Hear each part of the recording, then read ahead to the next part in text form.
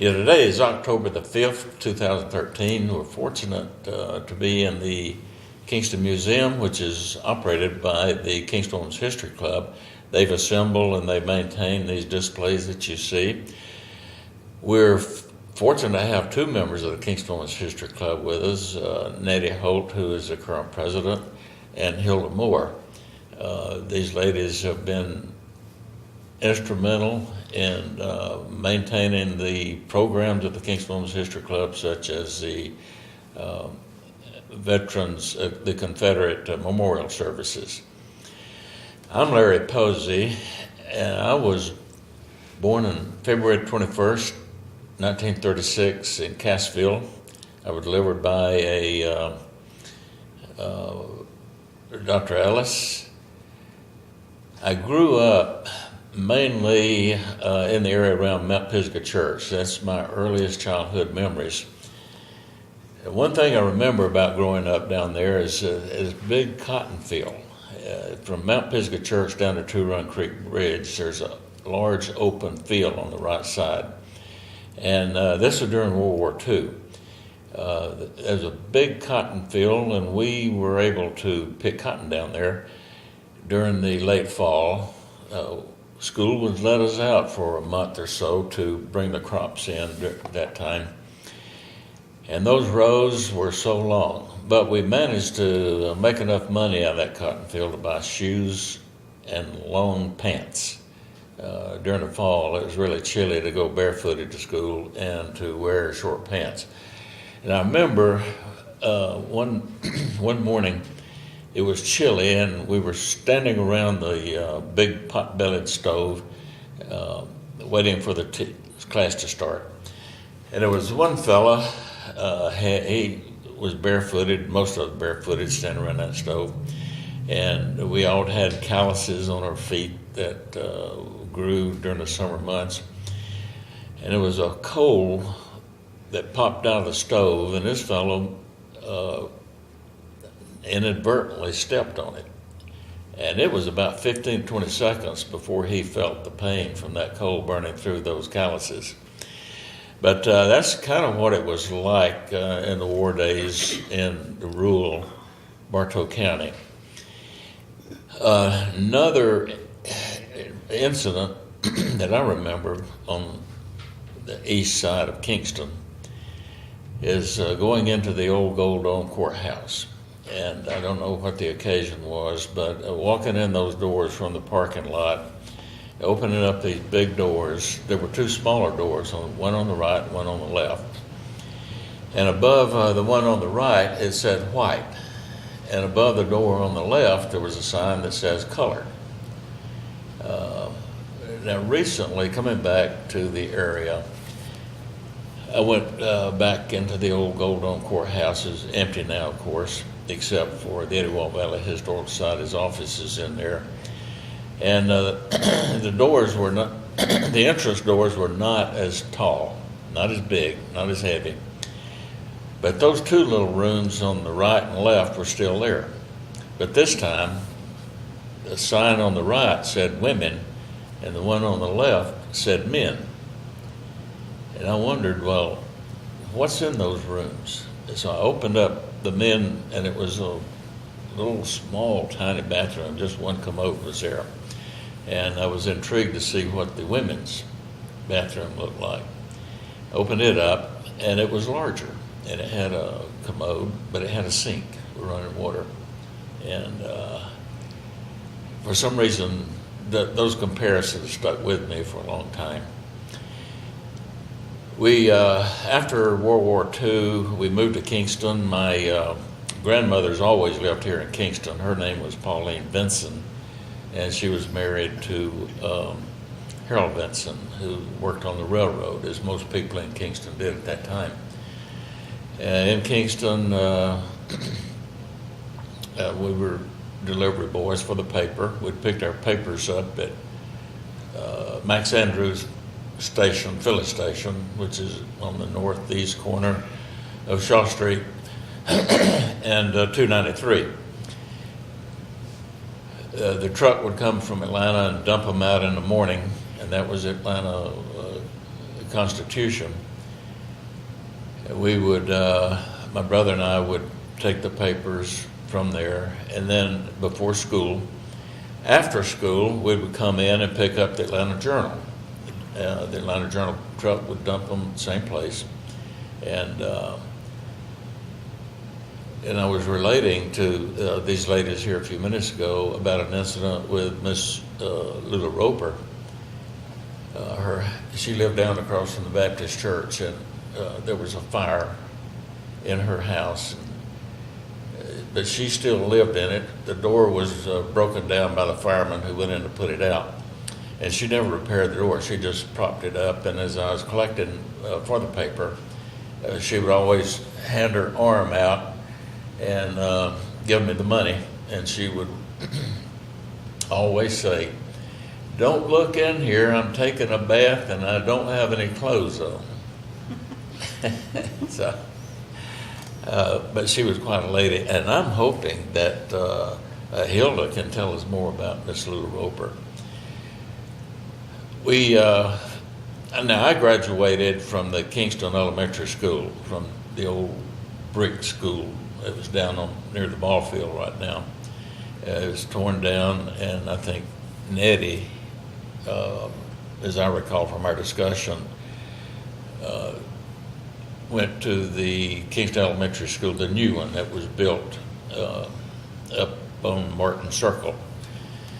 After graduation, I went to Berry High School and graduated there, and my brother did also. And by the way, my brother, Earl Posey, also retired and lives in Kingston now, in my grandmother's old home. After we graduated from Berry High School, we were facing a draft, and we decided to join the military instead of being drafted. We wanted to pick our branch of service, so we joined the paratroopers. We served with 82nd Airborne Division and the 11th Airborne Division in Germany. When we were discharged, when I went back to college, and my brother moved to Cobb County and started a business down there. I received a letter one day, is in 1962, and this is when the Berlin crisis was going on. And they wanted me to come back on active duty. So college costs were pretty hard at that time, and I decided I would just go back in the military, and I was commissioned a second lieutenant in infantry. And I served again back with the 82nd Airborne Division during my service, 2 tours in Vietnam. And when I was discharged, I used my GI Bill to get my doctorate. And then went to work for the Cobb County schools for a while, and I've retired back to Kingston, my old hometown. And I think that's enough for me. Well, let's hear from Hilda. Well, hello. My name is Hilda Atkins Moore. I was born in 1934 at Curryville, Floyd County, Georgia. I'm not a native Bartow Countian. I didn't become that until 1953 when my adoring husband brought me across the county line. I was born the 10th child of my parents, Jesse and Vera Atkins. And when the doctor told my mother that from looking at the afterbirth that she would not be able to have any more children. And my mother said, "Doctor, you've made me the happiest woman in the world." So I was the 10th and final and became the baby of the family. And to jump ahead just a minute on that, when my husband, Hugh Moore, and I married, I made certain that he was understood that I had been the little princess in the family for all those years. And so after we were married about 3 months, we had our first little tiff. And he said, "You don't plan to come off that pedestal, do you?" And I said, "Absolutely not. What gave you such an idea?" My father was a sharecropper back in the days that I was born. He descended from a wealthy family, but due to all of the Civil War and so forth. Nonetheless, we moved down to Coosa, and then he moved one of our neighbors down to an area in Monticello, Georgia, called the Piedmont community. It was kind of a stimulus that the government did as a result of World War I. And while he was there, he was intrigued. They had new homes. There was farmland, and some were poultry farms, some were dairy farms. And he chose one that was a dairy farm. And he came home, and my mother said he walked in and said, "Vera, pack us up, we're moving." And we moved down to this area, and our lifestyle changed overnight. We went from outdoor privy to indoor plumbing, bathroom, and the whole 9 yards. And it was a tremendous change for my childhood and my life. They built schools, they had everything. And we were involved in the church there, and that was an important step in our lives. My mother and father were always involved in the church, and as a child, I can remember sitting on the front pew with my high school chums, and we would begin to giggle. And that's normally what kids do, you know, little girls especially. Well, it only took one eye glance from my father that put a stop to the giggles for me. He always treated me like a little princess, and he was the joy of my life. But unfortunately, he died when I was eight years old from a massive heart attack. And my younger son, who was a psychiatrist in later years, said, "Mom, did you realize that you've never really overcome the death of your father?" And I said, "Yes." And so he gave me some therapy that helped me to overcome that. And then went back to school years. After my father died, and we moved back. My mother sold the farm down at Piedmont to one of my older brothers, and we moved back, and then I attended high school at Archie. And I spent many happy years there. I was very happy. I was friendly, witty, fairly intelligent, they said, and enjoyed school very much. And one of all the teachers made a big impact on my life, but one in particular, his name was Tom Harris, and he was a tremendous influence on my life. And it was in my senior year when I met my husband, Hugh, and then in 1953, we married and moved here. And you mentioned Miss Lula Roper. One day, Hugh and I were traveling from Rome back to Kingston, and I saw this lady that was walking along the road that I thought looked like a witch. I'd never seen anything that looked like that before. And Hugh said, "I'm going to stop and pick her up," and it frightened me to death. I thought, "Oh my word." Well, anyway, he stopped, and he said, "That's Miss Lula." So Miss Lula got in the back seat, and I was terrified. I was just terrified because I had never seen anybody like that. But nonetheless, in later years, I realized that it was a part of her personality. And she would go over into the fields across, she owned land across from our farm, and he would hear her. She would be hollering. She would be yelling out.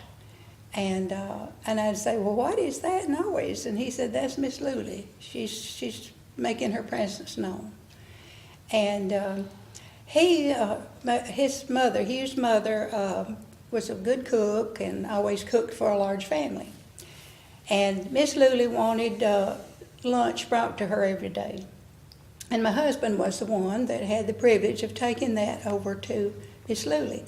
And she liked tea, and she wanted two cups of sugar to 1 quart of tea. So that's, I think, where the term sweet tea originated in Georgia.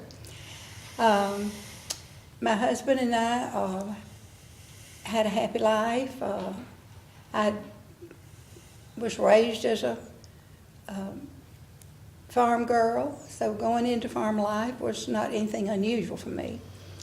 But back to my school days, after I graduated from Marbury High School, I attended Carolyn Business College for a 6 weeks course, and my first job was a typist for an insurance company. I always had a dream that I wanted to be involved in some sort of position that would allow me to be a people person. I've always loved people. I've always loved good conversation. I have a good sense of humor. I like to laugh. I think two of the greatest things God gave us was laughter and tears. They both serve as good balance. And when I was on that first job, I was typing, and it was you would hear the little roller, and you would type from the roller. And Mr. Yates had mentioned that something about a boxer puppy. Well, I typed it as I heard it, a box of puppies. So that kind of stuck with me through the years. Then after Hugh and I married, I had an opportunity to do some census work. My brother-in-law, Joe, had some influence with that. So I was employed by the census company, and I did all of Bartow County, and then I was promoted to senior enumerator. Then I began to travel. I went out of state and did some work. And while I was doing that, my husband and 2 children were Ren and Tom. They were just little fellas, and when Mom was home, she always waited on them hand and foot. But when I would go on a business trip, my husband would say, "Okay, guys, it's every man for himself." So that's how my sons learned to be responsible for themselves. And after that, my next employment came as a typist for Lockheed doing the C5A contracts. A friend of mine said she was going down to test for the position and asked me if I would ride down with her. And I said, well, sure. And I thought to myself, well, I probably just need to try myself. So I borrowed my niece's typewriter and kind of refreshed myself. And so when we went down and we were both tested, and unfortunately she didn't pass, but I did. So I was afraid she wasn't going to let me ride back home with her. But that was an interesting job. I worked at that for quite a while, and it was probably some of the best salary that I ever made. But then in 1967, with Hugh still farming, and after he finished up with cotton, he said, one day he came in and he said, "Honey," said, "I'm going to start working smarter instead of harder." I said, "Oh, what are you going to do?" He said, "I'm going into the poultry business." And I was invited to test for the position of agent for Georgia Farm Bureau. And Geraldine Wade called me one day and asked me if I would be interested. And I talked to my husband and my children about it, decided that I would pursue that.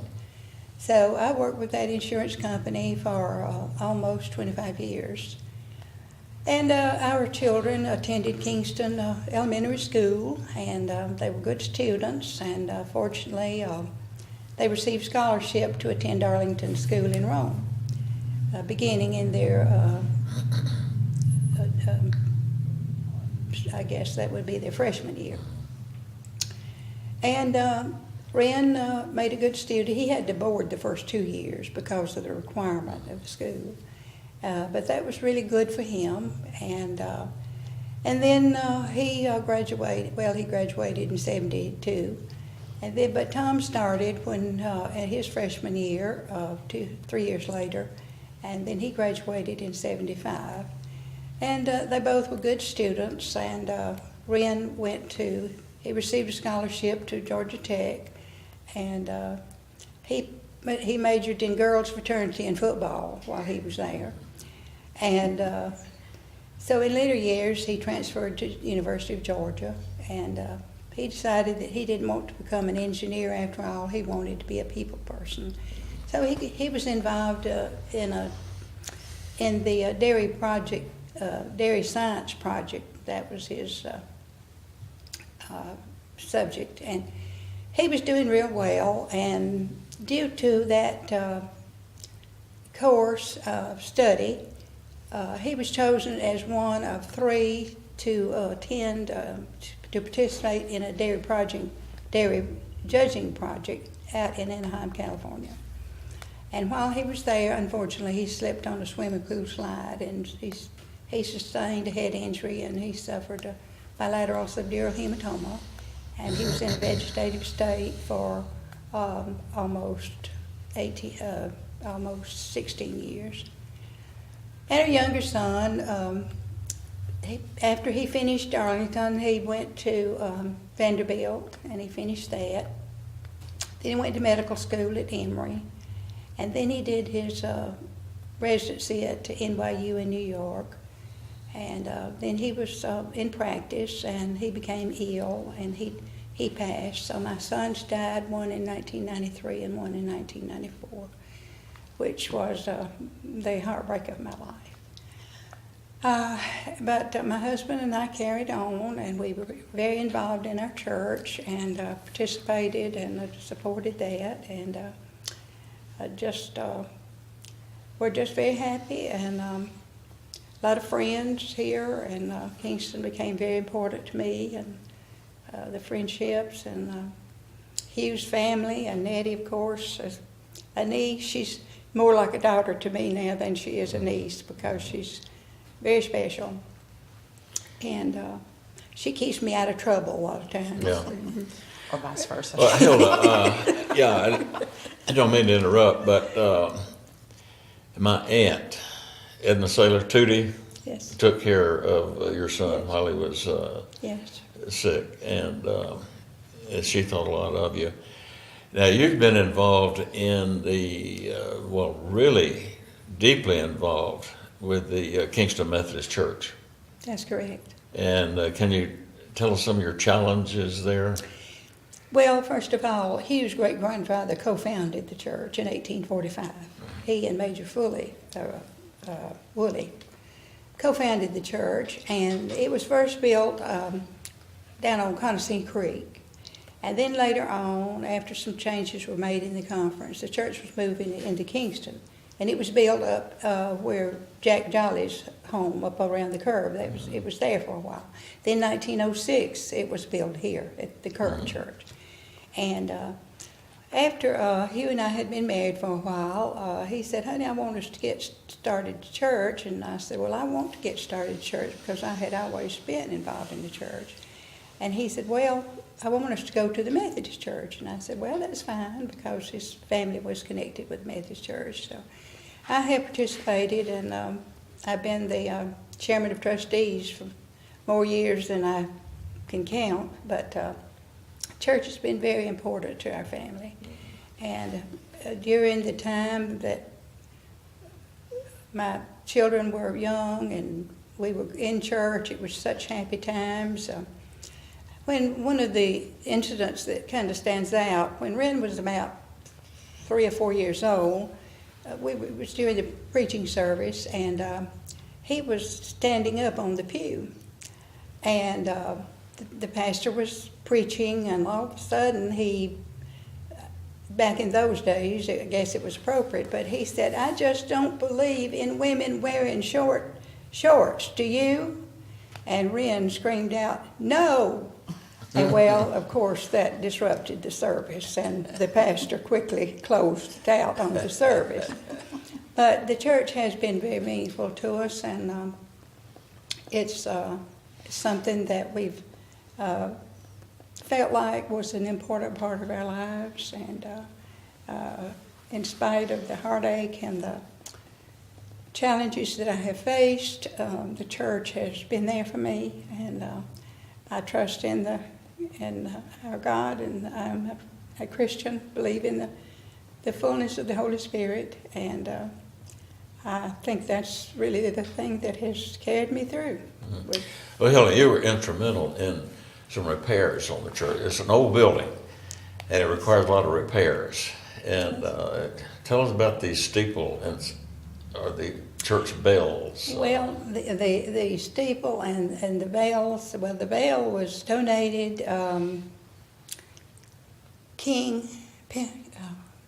John Pendleton King. John Pendleton King donated the bell.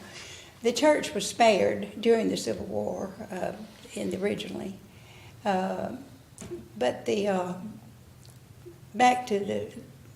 Let me step away from the church just a minute. The Annabella Brick Home out on Reynolds Bridge Road, that was Benjamin Reynolds. He's the one that co-founded the church. But that house was used as a hospital, Union Hospital, during the Civil War. But our church needed a fellowship hall. And so we were such a happy church. We didn't know much about the discipline back then. We just kind of did as we wanted to and needed to, and we were happy and a lot of joy, and we were just always busy. So my husband was chairman of the finance committee, so we needed to raise money to build the new fellowship hall. So that was set into motion, and the first thing you know, we had enough money to build the fellowship hall. And our intention was to connect it between the old parsonage and the church. And we had several engineers to come up, and one of them said, "This is impossible. You cannot do that." And I told our pastor, I said, "Well, he has just told the wrong one that it can be done." So we managed to get that fellowship hall between the church, connected between the church and the old parsonage. And it has been a joy to our church. It's really been a tremendous attribute to the church. And then I was blessed to be able to build the new parsonage in memory of my husband. One of the questions asked, which were you the most proud of? I don't like the word proud. I think pride goeth before a fall. I think that my terminology would be that I was fortunate enough to be blessed and encouraged to do these things. I take no credit for it whatsoever. Yeah. Well, thank you, Hilda. Now let's hear from Nettie. Nettie and my sister were great friends growing up, and I didn't know Nettie when I lived here in Kingston. So tell us about your experiences and where you were born and what's your relationship to Kingston. And Well, I was born in 1949 in the old hospital in Cartersville. I think it was the Sam Howell Hospital, and Dr. Sam Howell was the one who delivered me. I grew up on the farm, the family farm, that had been in our family for, I guess at that point, a little over 100 years. As Aunt Hilda mentioned, Benjamin Reynolds was my great-great-grandfather, and his daughter, Mary Virginia Reynolds, married my grandfather, Jim Moore. And as a result of that, that's how the Moore family became part of Kingston. And my dad and his two brothers had inherited a portion of that original farm, of the 5,000 acres that Benjamin Reynolds had bought with his earnings from a gold mine from his work in Dahlonega. But anyway, we lived on that farm all my years of growing up. And of course, living on a farm has its own challenges. It was a cotton farm. And of course, we were surrounded by cotton fields everywhere. And to this day, I think that's probably the most beautiful thing in the world, Mhm. our big cotton fields. My dad kind of indulged me. We were never required to work in the fields, but being the industrious person I was always wanting to earn money to do certain things, and so I would pick cotton. And my goal as a child was to pick 100 pounds of cotton. And my dad had people, they were called hands, cotton picking hands, and had some ladies who could pick 300 pounds a day. So on Saturdays, I would get my little pick sack that my mother had made and would pick cotton. And I finally realized my dream of picking 100 pounds a day, but I'm pretty sure some of those ladies were helping me out. But my whole goal was to earn some money to go to the county fair, because the county fair every year was just the highlight of our lives. We just counted the days, almost like Christmas in September. So I was saving my money, and of course I took the $20 and spent every dime of it at the county fair. But it was really fun. Another thing I remember growing up, we didn't have swimming pools. We didn't have country clubs, or we certainly did not belong to one. We had a pretty modest living. But we did have the Blue Hole in Kingston. And so that's where we spent a lot of our summer afternoons, was in the Blue Hole. Of course, we would stay in the Blue Hole until we turned blue, literally, because the water was so cold. But we had many, many fun times. And I remember my dad, we were just real fortunate with the water that was on our farm. We had Two Run Creek running through it, and then Two Run Creek ran into the river. So right where where the mouth of the creek is that ran into the river, is where I learned to swim, which doesn't sound very safe these days. And probably with people's fright of snakes and spiders and bugs and those kind of things is not typical. But anyway, that was a fun time. And of course, the Jollies lived across the cotton fields from us. Dink and Betty Joyce Jolly and their children, Deb and Mark and Russ. And Dan Jolly always kept horses in the big barn over there. And that was another thing that we just totally loved to do. We would go down in the pasture, grab a horse, ride it up to the barn, saddle them, and spend the afternoon riding horses. Some of my most frightening times was a horse running away with me when I was just probably 10 or 12 years old. But very fond memories of that, and living close to the Jollies. And Ren, who was 5 years younger than me, also had a horse. And he and I would ride together. Named Pepper. We would run, and Pepper liked to run, especially if you threw your legs out. Pepper would take off running, so we always rode double. And so when Ren wasn't watching, I'd throw my legs out, and we would take off running. So it was a fun time. But I went to Kingston Elementary School, and as you mentioned, Polly and I were in the same grade, and she was looking back, was just a lovely girl. Miss Evelyn Fartler was my first grade teacher, and probably the person who, in my school life, influenced me most, because she taught reading by teaching phonics, and that was kind of unheard of at the time. But people were normally taught just to read by sight. But she taught us to sound words out and to learn to read, and I think that gave me a really good foundation for my education. Miss Carrie Jolly was my second grade teacher. Elizabeth Dyer, Levantia Cox were all part of our faculty at Kingston Elementary School. We, look forward to field trips. We had little parties and those kind of things. In fact, I can remember coming to Polly's house when I was in the 7th grade. And, this is when boys and girls start liking one another. And we played Spin the Bottle. I know. Pretty fond memories of that. Of course, when I left Kingston Elementary School, there were 8 grades. And, of course, there was not a kindergarten. It was 1 through 8. I went to Cass High School, and I had become part of the band in elementary school in the 7th grade, and took some really fun trips with the Cass High band. Mr.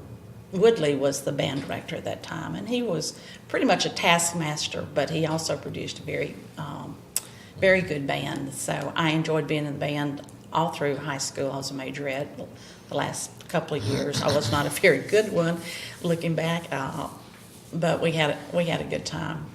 I was really involved in high school, involved in clubs. I was president of the student council and member of the beta club, and in elementary school I played basketball, and that was just the love of my life. Of course I was 5'2", so there wasn't much hope for me to be really a high school basketball player, but I played basketball my first year in high school, and just absolutely loved, being active and physical activity. In high school, I met my husband. We started dating. Our first date was to a sweetheart dance at Valentine's, and that was in 1967. And we became going steady when about that time. But he went off to school at the University of Georgia, and when I left for college, I went to West Georgia College. And after 2 years at West Georgia, I transferred to the University of Georgia, and we both graduated from college there. I graduated a year earlier than he because he was in pharmacy school and took another year. But we married in 1971. Our reception was held at my Aunt Hilda and Uncle Hugh's house, and we were married in the Kingston Methodist Church, which is still special. I majored in education, English education at the University of Georgia, and planned to teach. Actually, I really wanted to teach math, but after the second math course, I knew I was not cut out to be a math person. So there were too many gaps in my education, so I switched to English and started teaching while Larry was at the University of Georgia finishing his last year of college. I started teaching in Oglethorpe County, which is a pretty rural county, or was at that time, outside of Athens. And it was a pretty rough teaching experience. I had 6th graders, 7th graders, 8th graders, and 9th graders.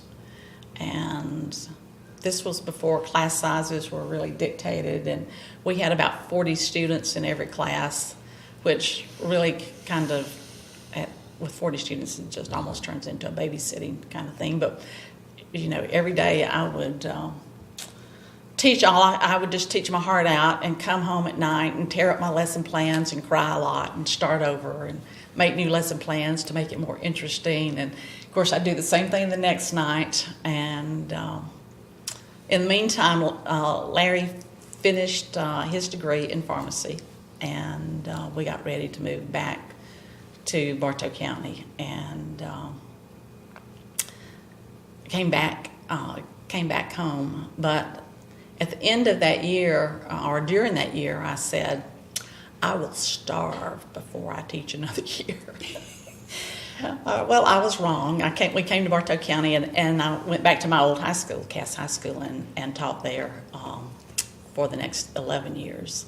And in the meantime, after we had been married about 6 years, we had our first child, Russ, and then in 1979, 2.5 years later, we had Michael. And, we kind of agonized over whether or not to have children, but we decided that we wanted to have children before we were 30, and we both agreed that it was the best decision we ever made. We have wonderful sons. I continued to work at Cass High School for 11 years and decided that I would like to move up and do something different. And I became a curriculum director for Bartow County Schools when I was about 33 years old, I guess, 32, 33, and stayed in that position a few years and really moved around into several of the other schools. I taught at Adairsville Elementary, was an assistant principal there. I was assistant principal at Cass. And then in 1990, I became principal at Cass Middle School. And I went back to the building that I went to high school in and where I began my teaching career. But I went back as the principal of Cass Middle there. And I had the opportunity, which was really a growing experience for me. We built the new Cass Middle School while I was principal there, and organizing that and organizing the work around a new building was quite rewarding, and it was quite challenging. I'd always been a high school person, and dealing with middle schoolers was an adjustment. I thought I had made the biggest mistake of my life after the first year. But anyway, from there I went to Woodland High School and became principal there and had the same type of experience, except it was a brand new school that everything had to be organized from the ground up. And of course, kind of oversaw the building of the school and became the first principal and stayed through the first graduating class. And then I went to the State Department of Education, became a school improvement director at the State Department, which was at that point I had retired with 30 years in my first experience. Went to the State Department. We partnered with the National Center on Education and the Economy, which was like getting another college degree, another 4-year degree, because I learned so much from the National Center.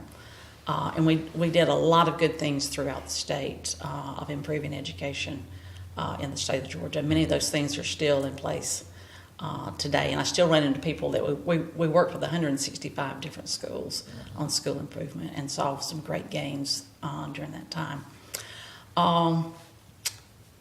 My two sons have, like I say, have been the love of our lives.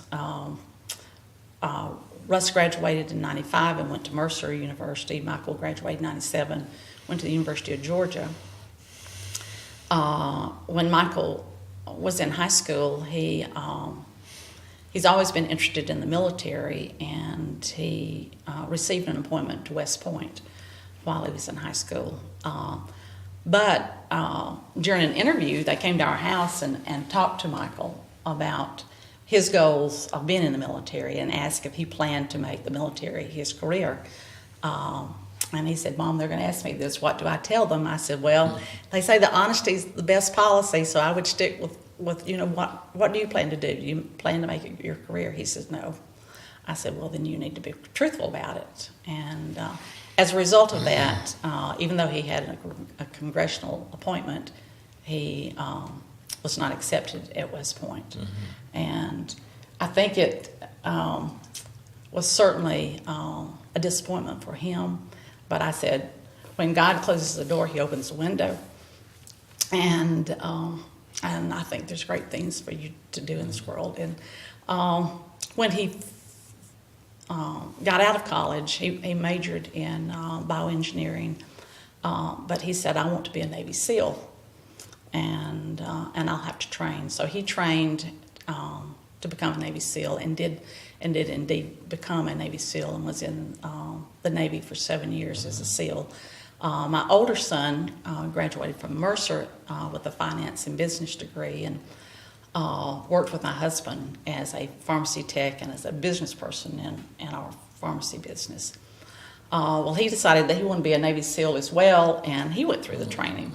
But unfortunately, from a back injury, he was not able to continue with the training.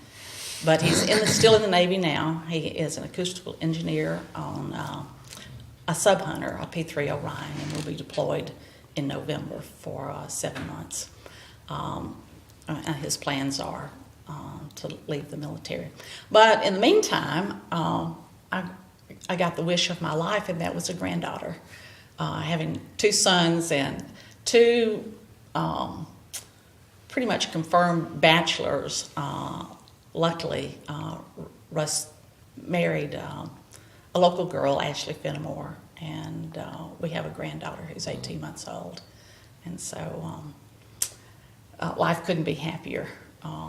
Until you've had a grandchild, you just don't know how wonderful it is. Caroline. Caroline. And so now you're keeping busy in Kingston with the Kingston Women's History Club. I am. I do a little work for Berry College, but I spend a good bit of time. In fact, I'll be doing museum duty this afternoon. But it's been a fun experience. I've learned so much about the history of Kingston that I didn't know. Growing up here, I thought you think you know everything. But there was a lot of things I didn't know, and certainly did not know the history. Found a lot of family history. My great-grandmother and my grandmother were both, and my mother were all members of the Kingston Women's History Club. And so I felt like I had an obligation to keep up the family tradition of becoming a member, even though I don't live here. I live in Cassville, and that's where Larry and I raised our sons. But it's been a great experience. We've done some interesting research and done some interesting exhibits. We did the Civil War Comes to Kingston this past spring, which we felt like was a huge success, and I had a lot of people come out and enjoy that day. Well, Hilda, I used to, when I was delivering papers, take papers to the railroad men who would, I guess, have to stay over in Kingston over the weekend. And they stayed in the Kingston hotel, in the DeSoto Hotel. And going up those steps and delivering the papers to those men who lived in those rooms up there was interesting, because in those days I was a cowboy fan, watching cowboy movies. And walking in these rooms, it was like walking in one of these old rooms you see in the cowboy movies. Nightstand with the water basin there, and iron bed laid out, and I've heard a lot of stories about that at DeSoto Hotel. And can you tell us any events or what you remember about the hotel and who ran it? And Well, what was the lady's name that Miss Roberts. Roberts? What was her first name is what I'm trying to think of. Her husband, I always knew her as Miss Wesley Roberts. Unfortunately, that's her husband's Well, name. okay. Well, Miss Roberts was a lovely person, lovely. And she was a member of our church and taught Sunday school classes, and just was just a lovely person. And anytime you'd go there, she would entertain the history club there lots of times. And she was a huge influence on a lot of us, and she was a lovely lady. My husband always told me a lot of history about the Kingston people, and I felt like that I had really become a Kingstonian as well. He always talked about the history club and how his mother enjoyed it, and he wanted me to participate in it. And I said, well, maybe someday. But it was a good decision. They welcomed me with open arms, and I have enjoyed serving, and I'm service chaplain at this point. And the History Club has, I think it has kept Kingston on the map. I really think that Kingston has so much history, but until you have someone to preserve it and present it, it gets lost in the shuffle. And there's many wonderful things that have gone on, and one of the things too, to step back into my life, is the fact that I was divinely inspired to write a memoir, and that's been on the market since '09, and it has been a book that has created a lot of attention, and it's a book of inspiration. And so the fact that I could be a member of Kingston Women's History Club and the Kingston United Methodist Church and the Kingston community has been wonderful. But after Ren's accident and Hugh's health failed, we sold the farm to Sebe, Nettie's brother, our nephew, and unfortunately, due to his horrible accident, he passed. But we moved to Rome, built a house to accommodate Ren and the care, because we provided round-the-clock nurses for him during those almost 16 years. And even though people couldn't understand why we were leaving Kingston, I said, we're not leaving Kingston. I said, we're just moving on the outskirts. But I said, Kingston will always be special, and I continue to return to the church. I don't know how much longer I'll be able to do that, but until I can, I will come to the church here. So it's all been a great journey. Been a great journey. Well, great. Well, in behalf of the Edgewater Valley Historic Society and the Oral History Committee, we certainly appreciate your experiences, sharing your experiences with us and your life with us. This will be recorded for generations to come. And again, thank you very much.